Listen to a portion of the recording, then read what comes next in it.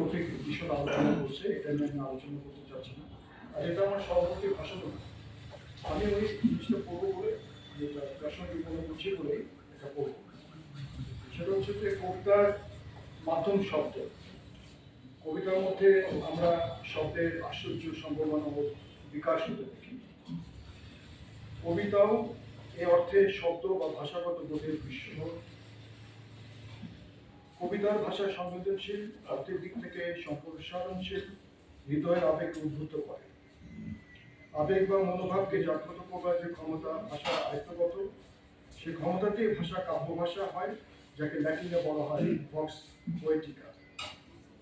শব্দে কিছু অর্থ ধারণাবদ্ধ, আবার কিছু অর্থ অন্তর্জ্ঞান। ভাষার ব্যক্তিগত উপাদান যেমন বিশেষ্য, ক্রিয়া, বিশেষণ, এরা বস্তু নির্দেশ করে, হৃদয় দিকে প্রকাশেও সহায়তা করে। কবিতার ভাষার এই দ্বিতীয় ক্ষেত্র অর্থাৎ চিত্তবৃত্তির প্রসার ও বিকাশের ক্ষেত্রে শব্দ। আলোচনার সুবিধার জন্য কয়েকটি বাক্য উদ্ধৃত করছি। কত কুয়ারা উঠছিল যেন পরিহাস রাশি রাশি, সারাদিন অশান্ত বাতাস সেখানে লিখেছে মর্মর নিঃশ্বাস। শুষ্ক তৃণবন্ধ বয়ে ধেয়ে আসে ছুটে তপ্ত সমীরণ, গুপ্ত গুপ্ত দৃশ্য বালি রাশি প্রশান্ত সূর্যাস্ত ভাবে উঠেছে উচ্ছ্বাস। আমার এই চেতনার আগে বাংলা হল সবুজ শুনে উঠল রান্না হয়ে। এই সমস্ত বাক্যে বিশেষ বিশেষ কথা স্পষ্ট করেছে। চিত্তবৃত্তির বিকাশের সঙ্গে সঙ্গে এরা হৃদয়ের আবেগকে উচ্ছ্বসিত করেছে এবং বাস্তবকে প্রতিভাসিত করেছে। বস্তুর জীবন প্রকাশের ভূমিকা ধরা পড়েছে অনুভূতি ও আবেগের এই যে সত্যবৃত্তি, একে আমরা কাব্য প্রকাশ বলব। কবিতার ভাষায় বস্তুর বাংলায় মূর্তি গঠিত হয়, এই মূর্তি বোধের উপায় মাত্র। বলা যেতে পারে যে কবিতা ক্ষেত্রে বোধ অনুভূতি কল্পনার সঙ্গে বিচলিত। কবিতায় আমরা প্রয়োজন করে রূপক বা রূপরেখা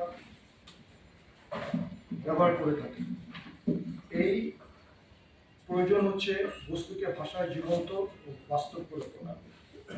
শব্দের একটি সাধারণ অর্থ সর্বদাই অভিধানগত, কিন্তু অন্য একটি অর্থ ব্যাপকতর ইঙ্গিত। কবিতার জন্য যখন নতুন কোনো শব্দ সৃষ্টি হচ্ছে না, তখন প্রচলিত শব্দে কবি নতুন ব্যঞ্জনা আনবেন, একথা আমরা বলতে পারি। গদ্যের ক্ষেত্রে প্রচলিত শব্দের অর্থ হচ্ছে সাধারণ বোধগম্য নৈমিত্তিক প্রয়োজনের শব্দগুলি। কবিতার ক্ষেত্রে প্রচলিত শব্দের অর্থ এতটা সম্পূর্ণ স্পষ্ট নয়। অর্থ এখানে মানুষ এখানকার শব্দ চরণে বিনষ্ট হয়ে নতুন নতুন অর্থের আবেদন আনে। ইংরেজ কবির লেখের কথা কাব্যশিল্পের তাৎপর্য সম্পর্কে বিশেষভাবে বলেছে। বালক রচনায় একটি পৃথিবী দেখা এবং একটি শব্দ গণ্য করি। বেশি বড় হবে সীমাহীন কিছু হাতের মুঠোয় ভরা নিরবধিকার এক প্রহরের মূলে।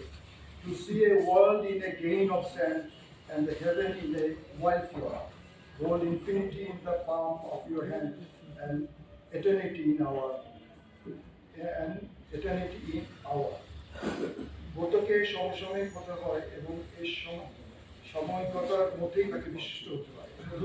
প্রধানত বেদনা ও তীব্রতা হওয়ার পরিচয় যে রচনা থাকে তা সহজের কাছেই হয় না, কেননা সেখানে সর্বময়ের একটি চৈতন্যের প্রশ্রয় থাকে। চৈতন্য হচ্ছে শিল্পের অহমিকা, যাকে আমরা স্টাইল আখ্যা দিতে পারি।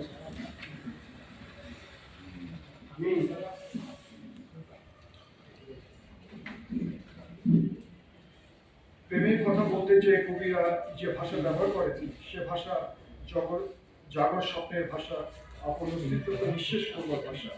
তাই সেখানকার স্বপ্নের ধ্বনিতে